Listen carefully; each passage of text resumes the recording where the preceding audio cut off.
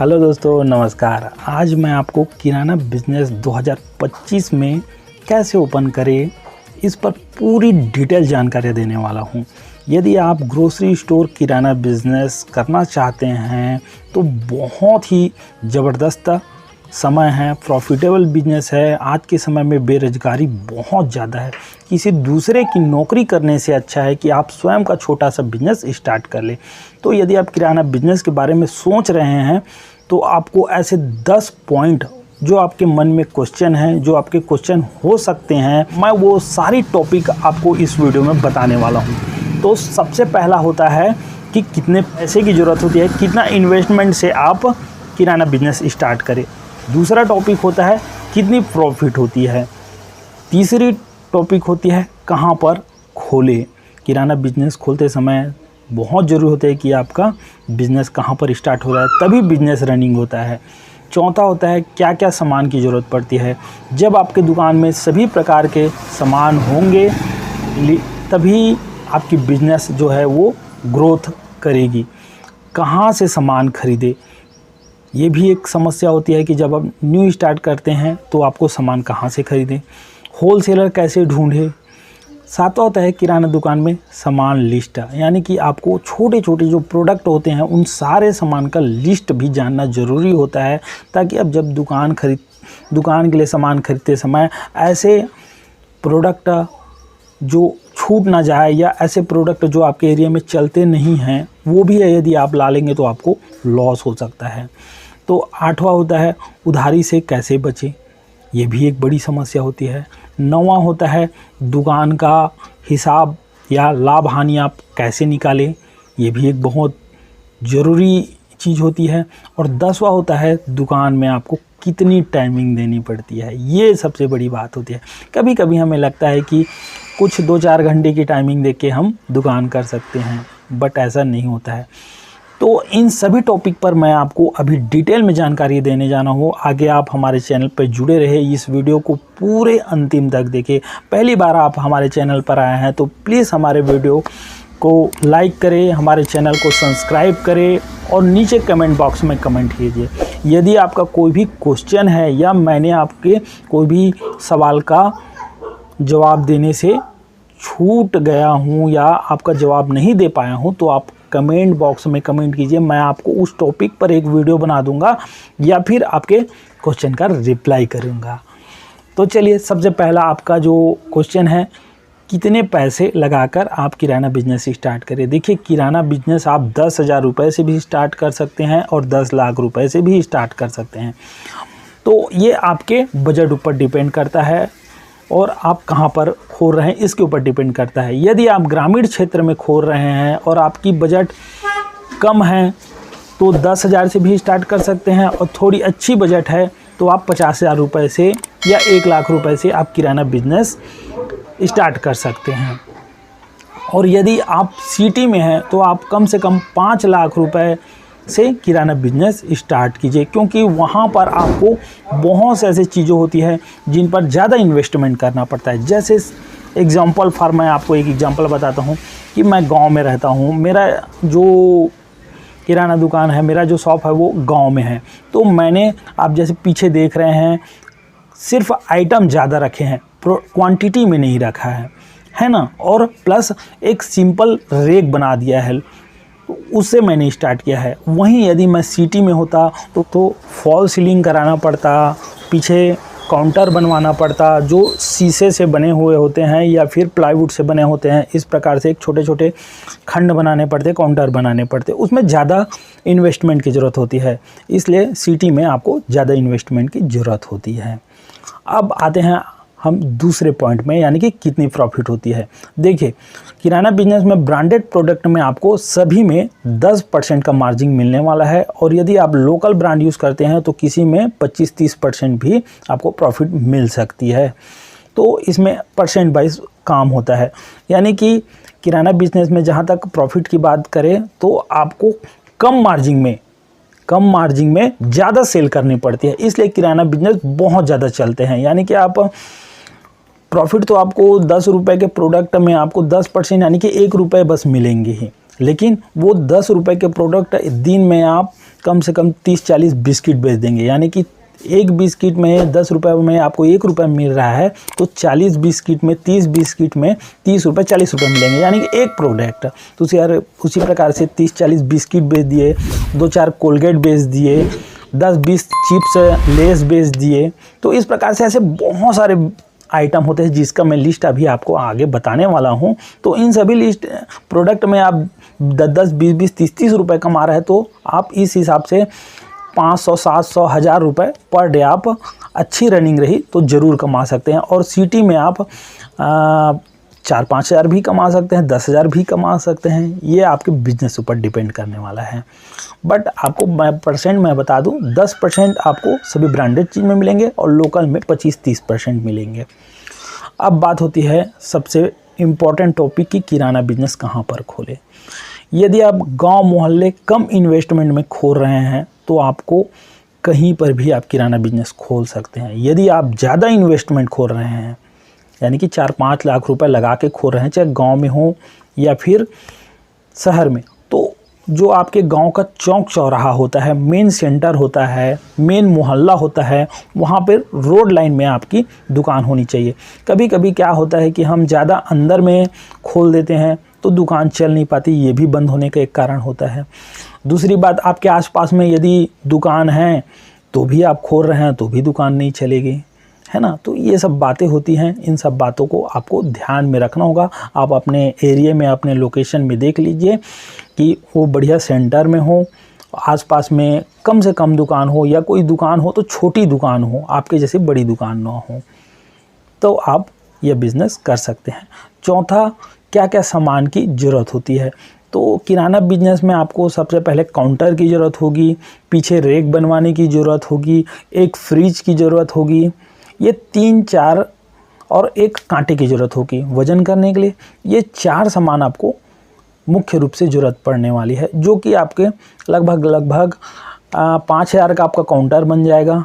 पीछे रैक बनवाएंगे तो आप जैसे इस प्रकार से बजट वाला रैक बनवाएंगे ईंट से, तो एक दिन मिस्त्री का चार्ज है 1,000 रुपये, और वो लगभग 1,000 ईंट 500 ईंट लगेंगे, 500 ईंट भी नहीं लगेंगे, 2-3 बोरी सीमेंट लगेगा, और करीबन 10 से 15 पत्थर लगेंगे। एक पत्थर लगभग 50 रुपये मिलेंगे, तो 10 पत्थर आप करीबन 500 रुपये का, है ना। तो इस प्रकार से लगभग 5 से 7 हज़ार रुपये में आप ऐसे काउंटर बनवा लेंगे। लेकिन वहीं पर आप यदि कांच का या शीशे का और जो आकर्षक काउंटर होते हैं वैसे बनवाएंगे तो आप 40-50 हज़ार भी आपका लग सकता है। तो बजट फ्रेंडली ये रहता है, आप कम बिजनेस में कर रहे हैं तो आप ऐसे बनवा सकते हैं।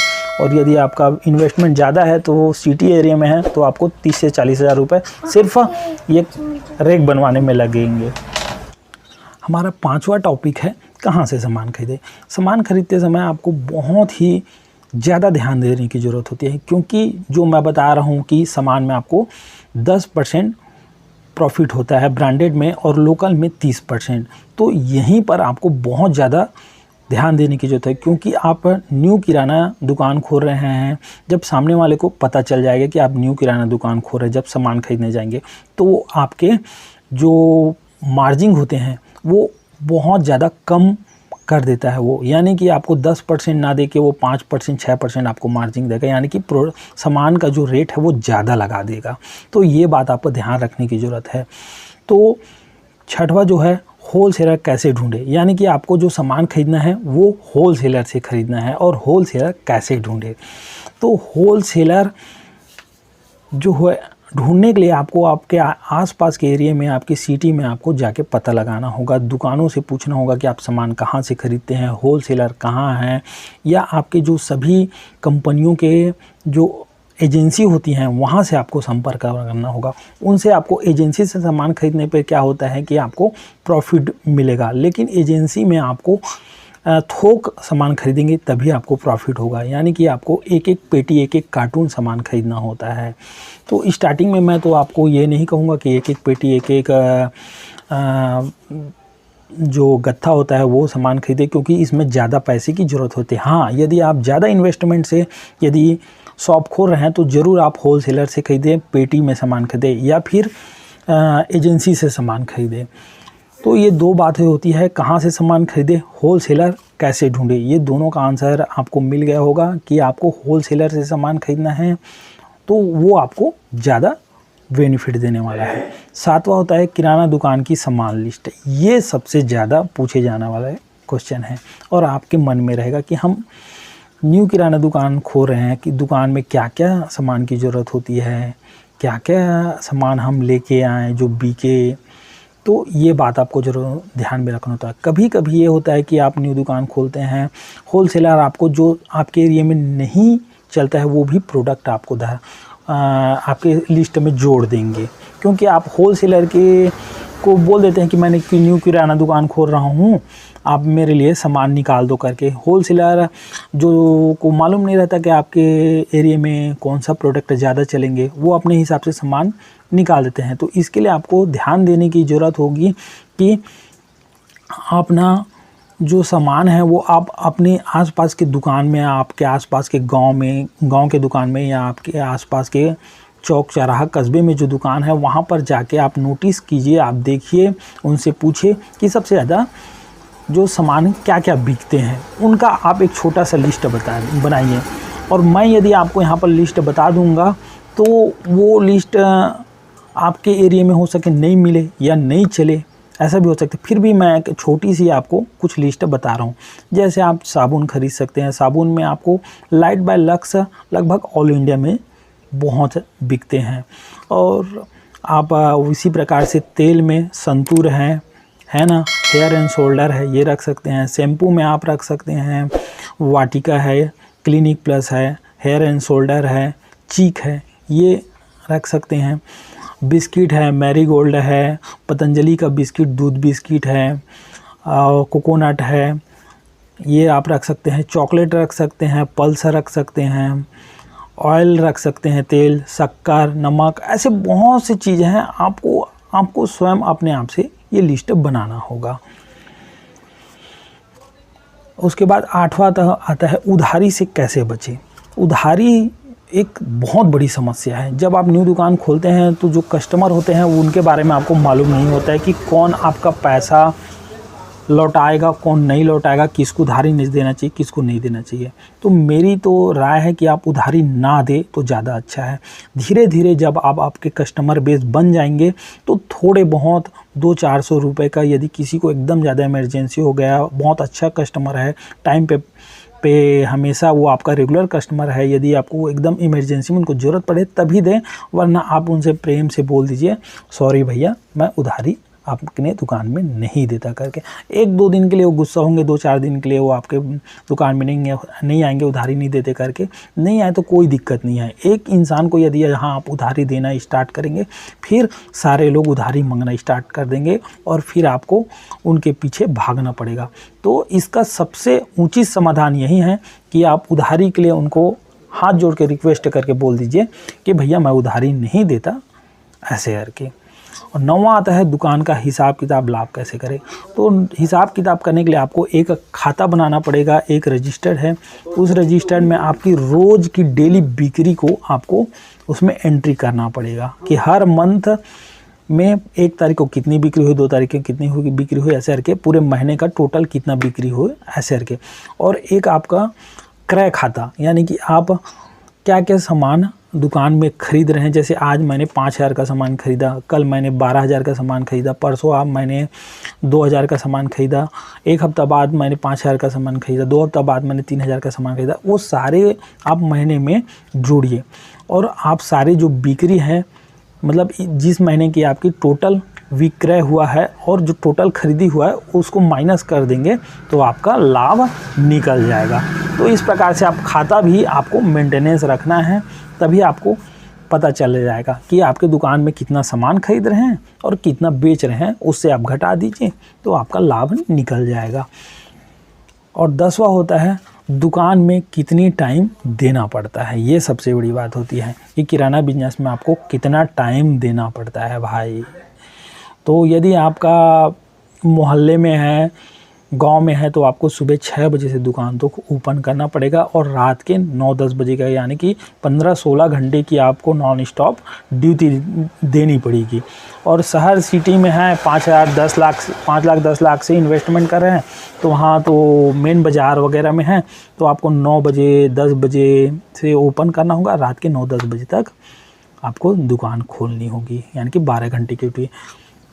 और दूसरी बात होती है कि आपके 16 घंटे तो आप नॉन स्टॉप ड्यूटी नहीं कर सकते, खाना भी खाना होगा, लंच के लिए भी जाना होगा, तो आपके पास एक पर्सन और होना चाहिए, यानी कि आपको सपोर्ट करने वाला, आपका भाई, आपके पिताजी, या घर में है तो माताजी 2-4 10-15-20 मिनट के लिए, आधा घंटे के लिए बैठ सके, या आपकी सिस्टर, या आपका भाई, या आपका बेटा, कोई ना कोई इंसान होना चाहिए जो कुछ टाइमिंग के लिए आपका बिजनेस को देख सके, या फिर आपको बीच में 1 घंटे के लिए आपको लंच के लिए बंद करना पड़ेगा।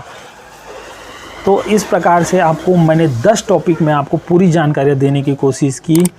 यदि आपका फिर भी कोई क्वेश्चन है तो आप कमेंट बॉक्स में कमेंट कर सकते हैं, मैं कोशिश करूँगा आपके क्वेश्चन का आंसर देने की।